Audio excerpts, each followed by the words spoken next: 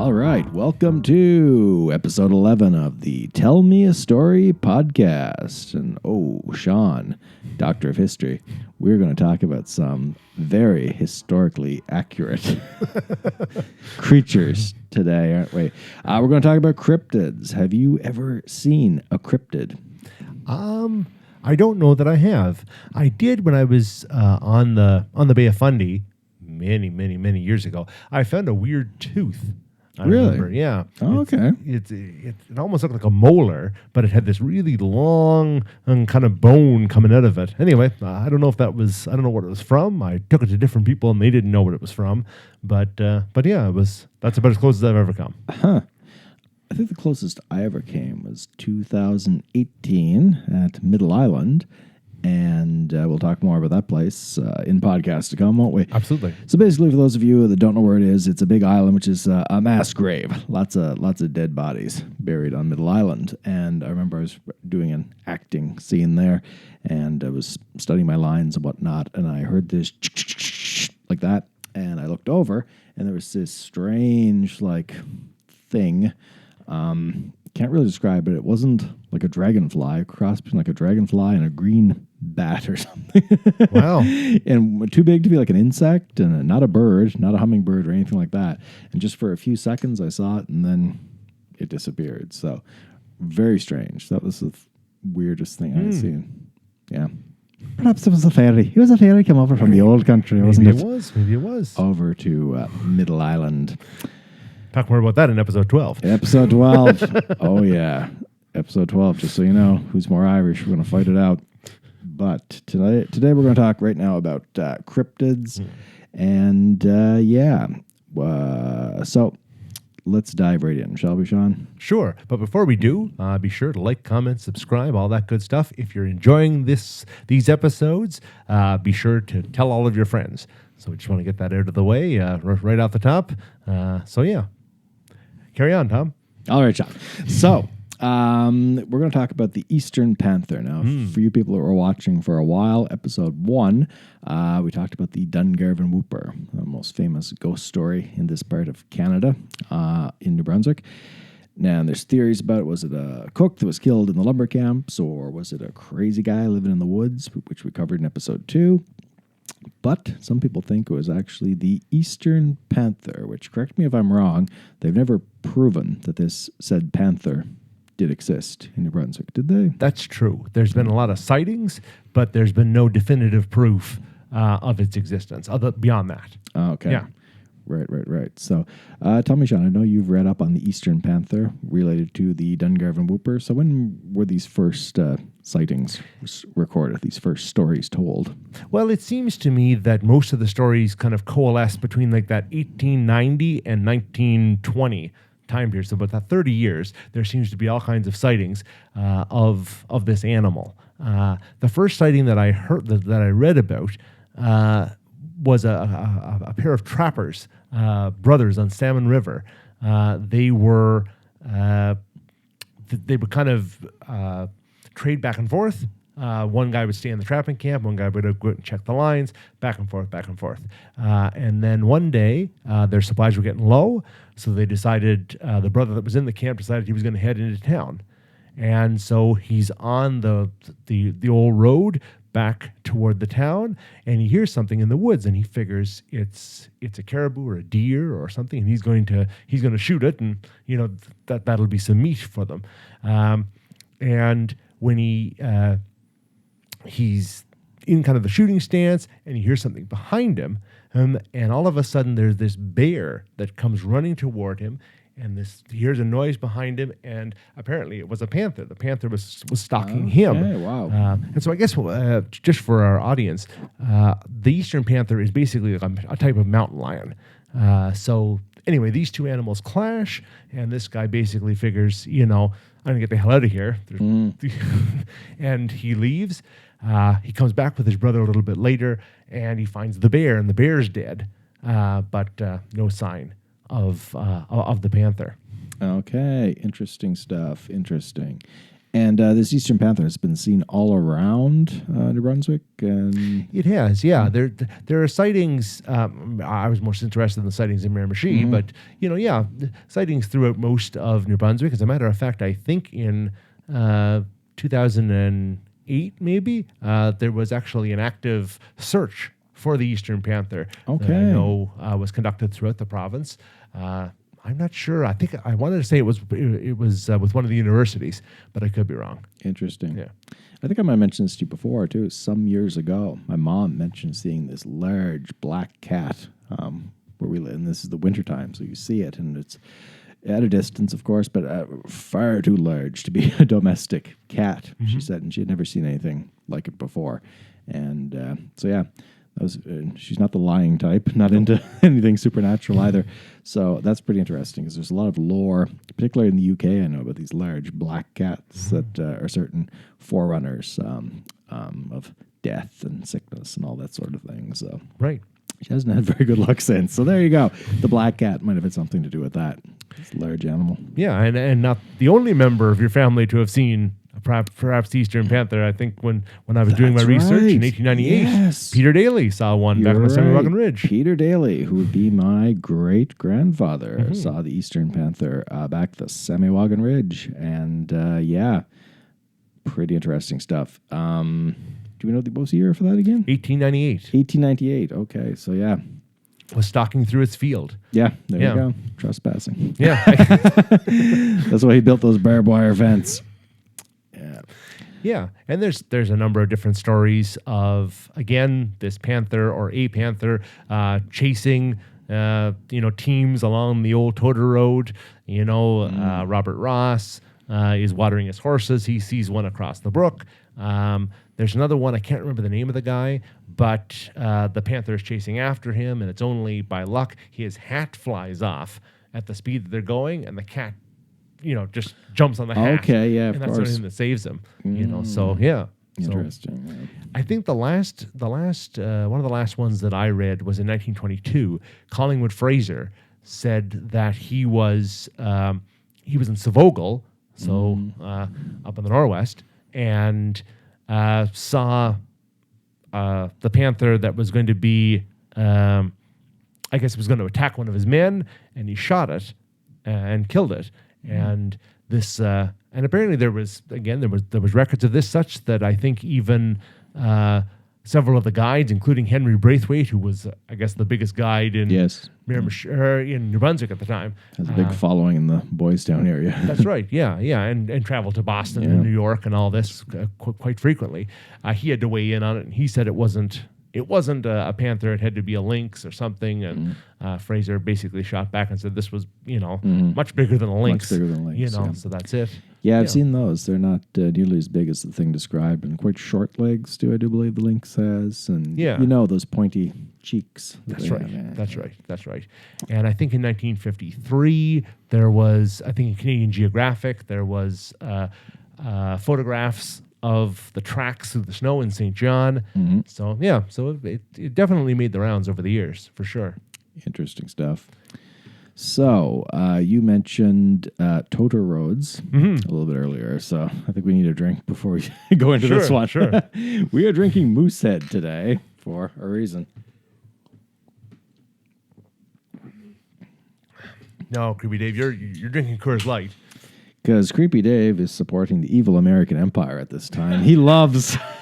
Yes. But we're good people. That's what you all want to hear. We're good Canadian people who are supporting Canada's oldest independent brewery, Moosehead, and they're not sponsoring the show. But if they were, I would make them sound even better.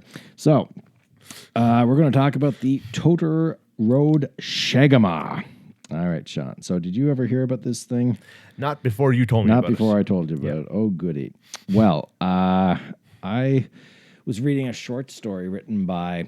I can't remember, I'm sorry, but it's that Monsters in the Fog book.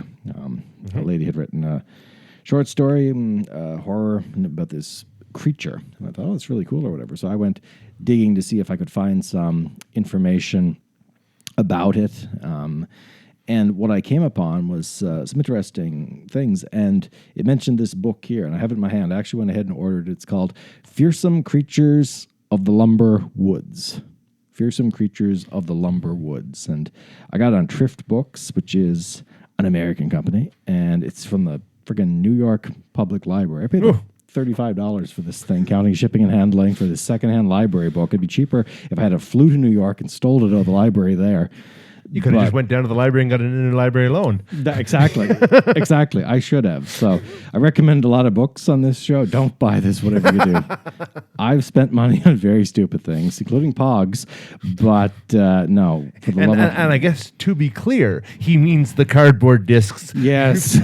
that are hit with the plastic discs. The other kind will come later on. All right. So, 20 Chilling Tales from the Wilderness, Fearsome Creatures of the Lumber Woods by Hal Johnson. So, I'm going to go ahead and read this story because it's the easiest way to explain it. Then you can tell me what an idiot I was for buying this book.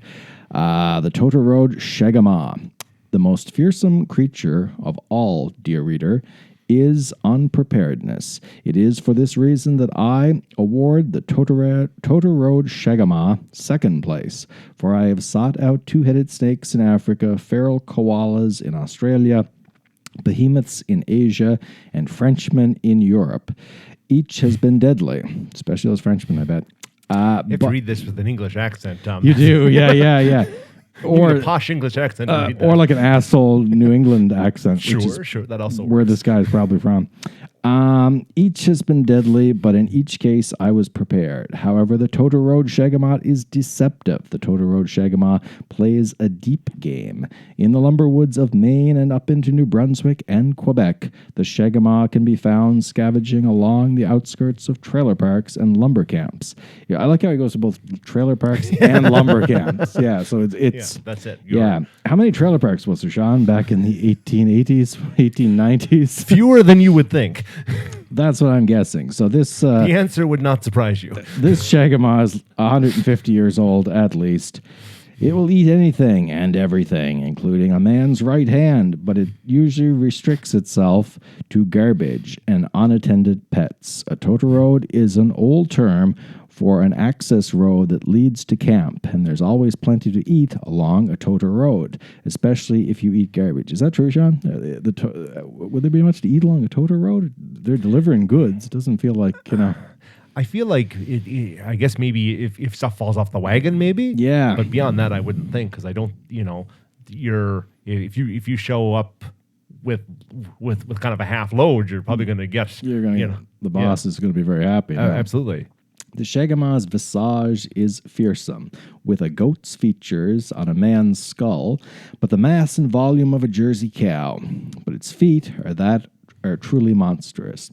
I have the honor of being the first to describe accurately and scientifically the Toteroad Shagamaw. I encountered it while seeking another creature, the legendary barefoot boy. That's B-E-A-R, as in bear the animal, not as in a naked foot.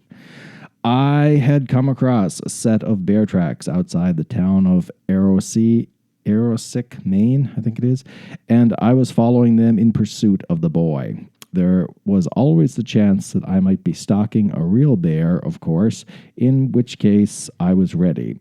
I had my bear-proof suit and bear spray and a harpoon gun. No bear would get the jump on me. For 3 miles, I followed the trail before I realized that I had things all wrong. The trail I'd been following was not a trail of bear tracks after all. These were moose tracks.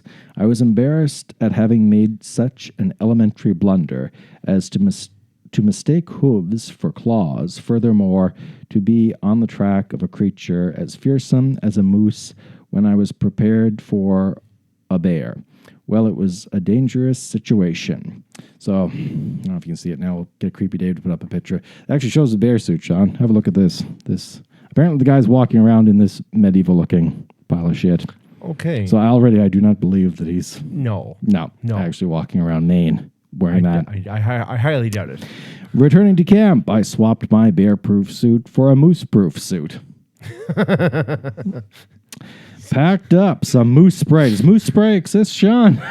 I mean, I've heard Piss, of moose piss does. So he covered himself in moose piss, this piece of shit, and attached a new harpoon to my harpoon gun. Why is he hunting with a harpoon gun? I mean, You want him to die, don't you? You want him to die so bad. You want the Shagamaw to tear this guy to pieces and just skull fuck him. Just rip the eyes out of the sockets and just put the big Shagamaw dick inside and stick it around. Well, I mean, you may want that. I am so pissed about this. Well, fair enough. This is I'm just wondering why this guy hasn't heard of a gun. Like, exactly. This is America. What is wrong with you? Why don't you have a gun? See, this wouldn't happen in Texas. No. I mean, this wouldn't happen in Miramichi. This would happen in Miramichi. That's right. Yeah, this piece of shit shows up in a trailer park in Miramichi. He's going to get shot real fast. I set off into the woods again. Or in a field in Barnaby River. Oh, yeah. Yeah. My great-grandfather will come back from the dead and shoot him like he probably tried to shoot that Eastern Panther. There you go. I set off into the woods again and picked up the trail where I'd left it. I followed the moose tracks, feeling secure in my certainty that I was ready for any moose I might stumble across. 3 miles in, I realized that I was right. The first time these were bear tracks, I rubbed my eyes, or at least the one remaining to me. So he's lost an eye now. Has the world gone mad, or have I whispered to myself. The answer will not surprise you. Back at camp once more, I quickly changed into my bear-proof suit. I took the bear spray and the Vorpal bear what does that even mean? Vorpal? Vorpal. The Vorpal bear harpoon. I'm not familiar with that term at all. No. The guy with the PhD doesn't know what this word means, so I'm pretty sure you made it up. Although, just to be safe, I brought the moose spray and the extra harpoon, too. If bear or moose were out there, I would be ready. I had already forgotten all about the barefoot boy, which is fairly typical of my attention span. Perhaps the barefoot boy is just a myth, or perhaps I misheard something. I followed those bear tracks all day, and I was horrified to find them change from bear to moose. And this is where the story gets really good. And from moose to bear. Perhaps I said to myself, this is a moose that transforms into a bear when the moon is full, or every 3 miles or so. I was ready, however, for a weir moose bear. At least I thought I was ready. Dear reader, the secret of the Toteroad Shagamaw is terrible to reveal. It has the 4 feet of a bear. It has the hind feet of a moose. It walks upright, as we do, and when its moose feet begin to tire, it pivots around its hips and walks on its 4 feet, like a man walking on his hands. Thus does the Shagamaw surprise its prey. In 1987, Richard Hempelweiss thought he was hunting moose. The Shagamaw ate him.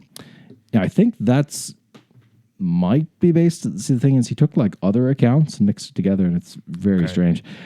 In 1961, Constance Jackson thought she was on the trail of a bear that had stolen her honey jar collection. The Shagamaw ate her. Preparing to fight a bear and a moose at the same time is next to impossible, and anyone preparing to fight both a bear and a moose will never be able to prepare simultaneously to fight a Shagamaw. Witness the Shagamaw switch from one set of feet to the other is strangely disconnecting. Weaker minds have been driven mad by the sight. Indeed, when I finally caught up with the Shagamaw and there in the clearing I watched its transformation, I came close to passing out. In an instant, the beast was upon me and tore my right hand out by the root. Confused, unprepared, very nearly literally disarmed, I must have appeared easy pickings for the vicious Toteroad Shagamaw. How overconfidently it danced around me on its alternating pairs of feet. Now, I have to admit, this is what made me buy this stupid book anyway. I went on some idiot forum late at night, and it told me that there was a fellow who actually encountered a Shagamaw and lost his arm and had written a book. And this was the name of the book. Fierce. I'm like, oh, that's really cool. You know what I mean? This guy actually did.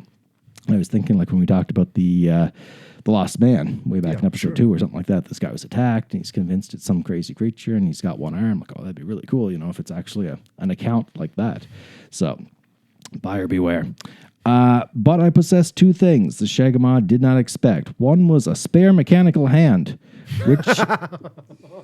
Oh, yeah. He didn't, like, tie a tourniquet or anything like that.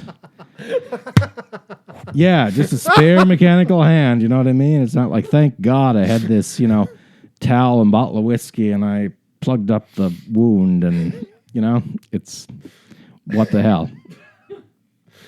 Swerve, bro. Exactly. Vince Russo, for all you wrestling fans, Vince Russo has written better wrestling than this guy's book. Absolutely. God, we're not even close to done. But I possess two things the Shagamaw did not expect. One, a spare mechanical hand, which I had acquired from the daughter of the mayor of Kitchener. What a place. Kitchener. That really seems like an unnecessary detail. And that's Kitchener. If this is Kitchener, Ontario, that's a ways from, unless it's a different Kitchener in Maine, who knows? Maybe. To attach to my bleeding stump. The other was a set of items I carried concealed behind my hunting gear, a rod and a reel, a box of fish tackle. This is a lot of stuff to take bear hunting, and a buckle hat with hooks and lures threaded through it. I thought he was wearing this bear hunting idiot outfit, not fishing gear. The Shagamaw had come prepared to murder and consume the hunter, but it could not have foreseen that I was not just a hunter, but also a fly fisherman. I escaped to hunt and fish again for another day, for the Shagamaw was unprepared. And that's it. Okay. Yeah. So a fishing rod outdid this animal. A fishing rod outdid this animal. I see. So, yeah. And this is the book which I wasted $35 American on to get here. But it does say in the editor's note, it says, this book is a retelling and reimagining, really, of Fearsome Creatures of the Lumberwoods by William T. Cox, published in 1910. So perhaps that book with the exact same name is the one that is possibly more truthful, at least more convincing than this piece of crap. So, yeah. Here, we'll put this up real close. Whatever you do, do not buy this. If you are a child, do not buy this. It will ruin your life. And just a terrible book, which I regret. Yeah. Yeah. So, that being said, and I wholeheartedly agree, there are a few similarities though to stories that are out there, from this region. Yeah, that's the thing. We have heard of this thing. People say that they have seen a creature that has the hind feet, walks upright like a person, hind feet of a moose, and they'll be tracking moose hunters, especially will find these moose tracks. I'm like, oh yeah, there's a moose coming through here, and follow it for a while, and all of a sudden the moose tracks turn into bear tracks. So now it's like, oh, there's a bear hunting this moose. And some people say that the moose tracks even disappear. That it can walk on its front feet too as well. Or it's a combination of both. It walks on its hind legs, so you see these moose tracks, and then it walks on all four, so you see a mix of big bear paws. And there has been sighting, and it has the head of a moose as well, which is why we're drinking Moosehead right now. Of course. And so basically walks upright like a man, hooves of a moose, head of a moose, but the big front paws of a grizzly, almost like big paws on it. And we had said before, like our bears that we have in this part of the world, black bears, not really big attackers, more of an omnivore, more into going through trash looking for berries and that sort of thing. And the grizzly on the West Coast is the one that likes to maul ya. Yeah, I mean, a black bear, again, I'm not an expert by any stretch of the imagination, but usually when you hear about an attack, it's usually because there's something wrong with the bear, or, you're threatening cubs or something like this. Exactly. It'll fight to the death for its cubs. Yeah. And if you want the black bear to leave you alone, it's what? Clap. Make a sound, isn't it? I think so. And it goes away. So. In the grizzly, you do that, you're fucked. Yeah. Lay down, play dead. I think that's the way. Yeah. You can, black bear, you can fight back, and then I think it's, I think so. Yeah. And the brown bear, you go down. Go down. Yeah. I hope for the best. Pray to God. It believes you're dead. Yeah. So yeah, interesting creature. I think there's some First Nations lore there too with the Shagamaw. There could very well be, yeah. I think so. Yeah. I think I've heard some of the stories It's a there. possibility, yeah. I'd love to find some of their books. 'Cause it feels like it'd be more convincing than that crap anyway. Well, I mean, it might be worth going after that, Yeah. that one from 1910 because That's the thing. Yeah. But Yeah. it tricked me. The exact same title and everything. Yeah. That's what made me think that was actually the one. That's it. That's it. Archive.org is your friend. It is. It really The is. library is your friend. Yes. Yeah. Yeah, no question. Yeah. There's some great resources there. Now, I'm interested, Tom, too, to say that there are, I guess there's kind of a cross between the Eastern Panther that we talked about and the Shagamaw that we just mentioned. There are a lot of stories about this hybrid animal that is, that has horns, but also has like the long tail and is, kind of a, long brown fur, all of this. So, yeah, and some people think that's the Dungarvan Whooper too. That's true. That's true. Well, Yeah.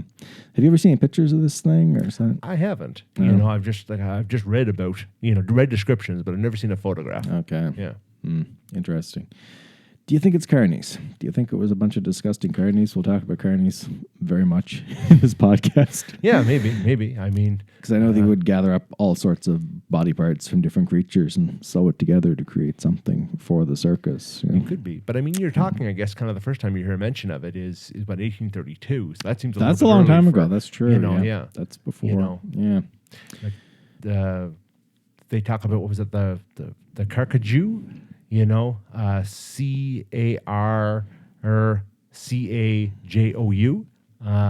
Yeah, and it's again this long animal with a long tail, and it attacks moose, and it's got vicious forepaws and so on and so forth. Now, my French is not great. It's better than mine. Well, there you go. But I'm pretty sure that Carcajou, or some, probably a better pronunciation of that, is the French word for Wolverine.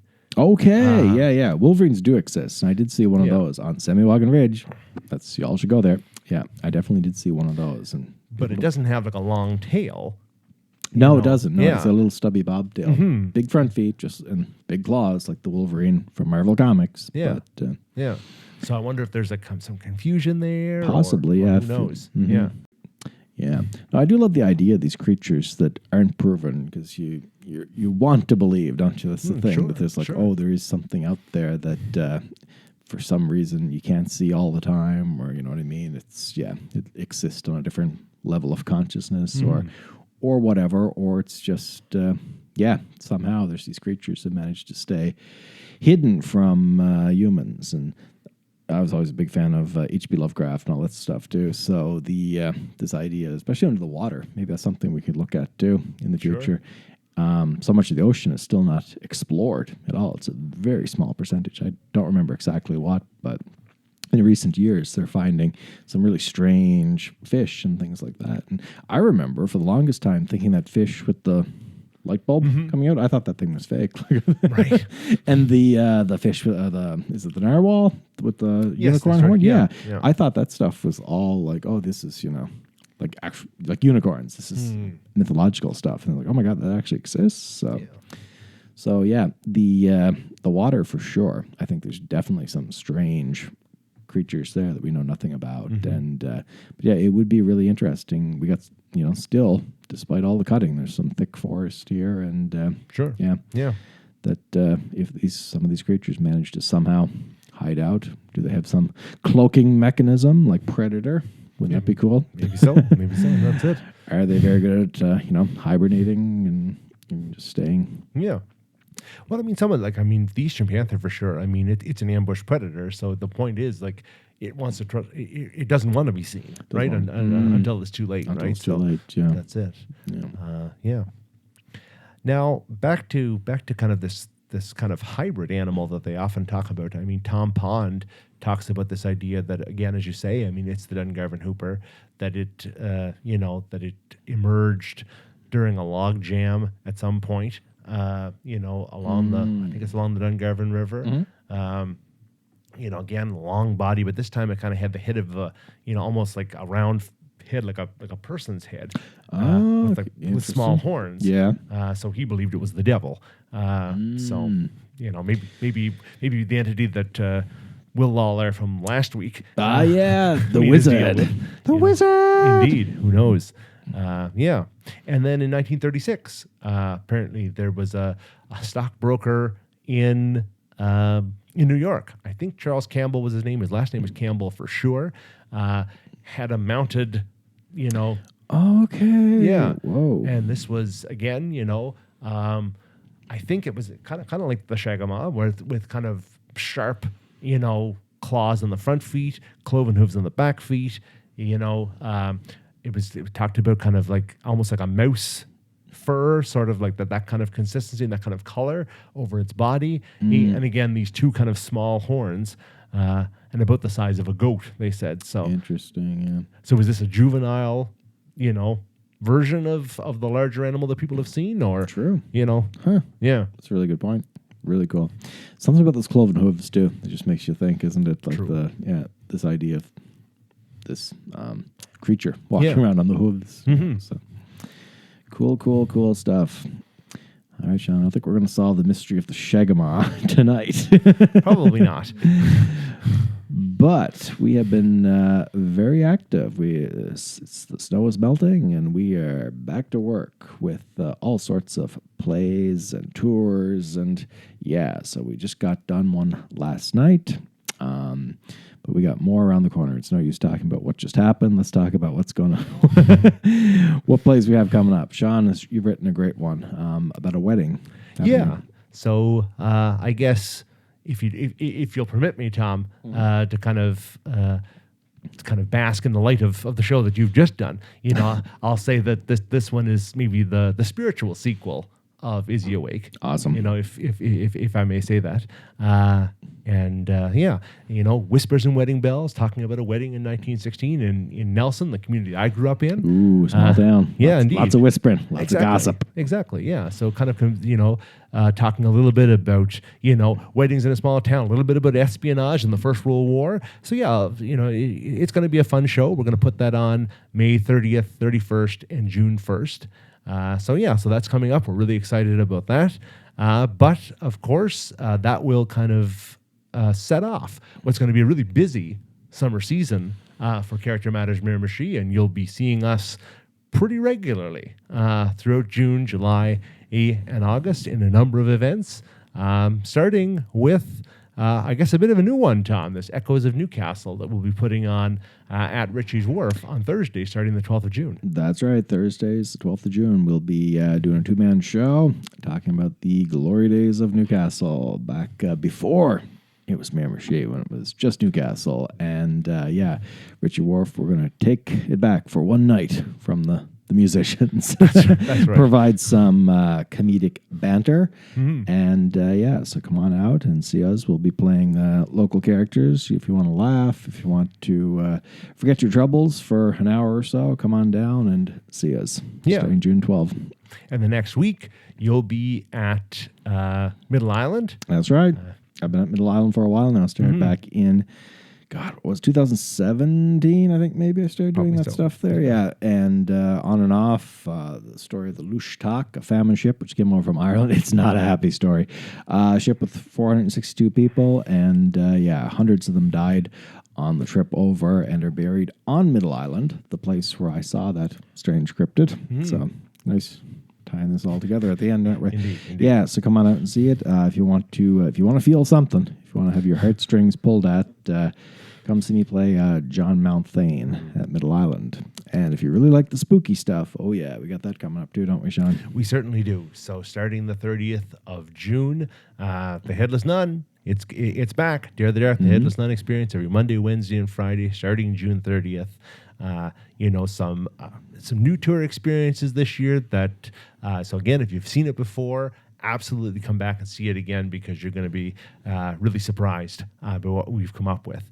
And if you want to be surprised and you want to see something new, absolutely come to Blackville, to the municipal park there, starting, I believe, the 5th of July. And we're going to have the Dare the Dark Dungarvan Hooper experience. That is correct. Hearing is believing. Indeed it is. Indeed it is. All right, thank you very much, Sean. And before we go, we got to give a shout out to the Cryptids that's in the room right now behind the camera. He is Creepy Dave, our good friend David Jardine, the producer of the show, the guy who we have to thank for all this great new equipment and fantastic artist. Some of his work we have behind us right here. And he lives online. So if you want to find him on Instagram at Coffee Doodles by David Jardine, and of course on YouTube, his YouTube channel, Coffee Doodles by David Jardine. And David, there's a link in the description, right? There is. Yeah. All right, so click away. Just click like that. Yep. Yeah. Snort some coffee, some espresso, and just start clicking. So I guess, we definitely want to thank Dave for that. And of course, for all of you who are listening to the show and not viewing it, apparently I'm going to sound an awful lot better. So because of the new equipment that Dave's been able to bring in, so we're grateful for that, and me especially. And Tom, if you don't mind, yes, maybe to kind of close this out and kind of talking about cryptids and wild animals in the woods. I'm gonna go out on a limb here. Gonna do something a little bit daring. Would you mind if I did a little rendition of the Wildcat Back on the Pipeline, the old lovely Remember She folk song about kind of an animal that nobody quite knows what it is. Take her away, Sean. Very best. That's it. Yeah. Let's hope I don't regret this. Take a drink before you start. Very best. We'll edit it out. Thanks, Dave, for that vote of confidence.